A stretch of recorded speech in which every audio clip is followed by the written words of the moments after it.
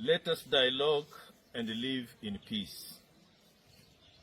We, the heads of churches, came to you with a message of hope, encouragement, and peace.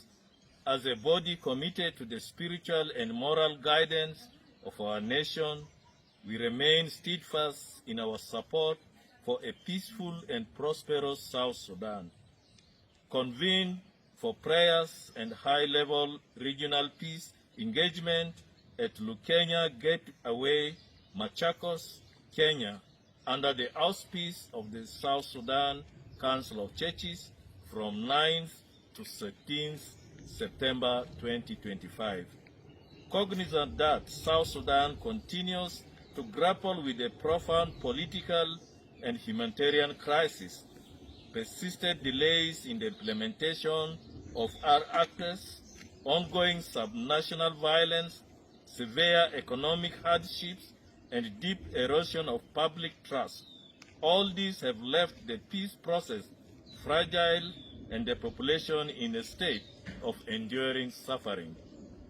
Aware of the need for a critical and timely intervention aimed at breaking the political deadlock that threatens the fragile peace in South Sudan, with the goal of reinvigorating the peace process through creating safe space for country-wide genuine dialogue and offering a tangible pathway to lasting peace for conflict-fragile South Sudanese. Recognizing that the nation stands at a perilous crossroads where stagnation of the revitalized peace agreement risks undoing sustained efforts towards cultivating peace in South Sudan. Having reflected and prayed over the state of South Sudan, inspired by the Church's calling and prophetic ministry of peace and reconciliation embodied in the mission of the Church, do hereby agree that the Church shall assert its divine mandate to minister peace and reconciliation as urged by the South Sudanese people. Articulating the voice of the suffering South Sudanese people and serving as the independent conscience of the nation. Act as a trusted, neutral bridge between conflicting South Sudanese parties and instrument of transformation, reconstruction of South Sudan. Establishing a mechanism for dialogue through a church initiative for national healing and reconciliation. Urge our political leaders to have political will and move from a mere rhetoric to actionable commitment for peace and dialogue in our country.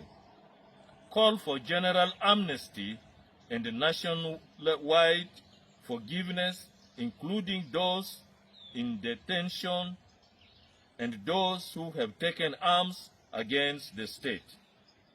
Exert considerable moral and spiritual influence over South Sudanese leaders to encourage compliance and good faith negotiation. Commit to advocate against proxy influences and present a coherent, unified regional stance on South Sudan. Champion church initiative for national healing and reconciliation process at the local and national, and urge the regional and international forums like the AACC, WCC, EAC, AU, Peace and Security Council, IGAD, and the UN to support the church-led initiative. Encourage respective allies within South Sudan to engage constructively with the church-led process, with prayers and steadfast hope. May God bless South Sudan. Amen.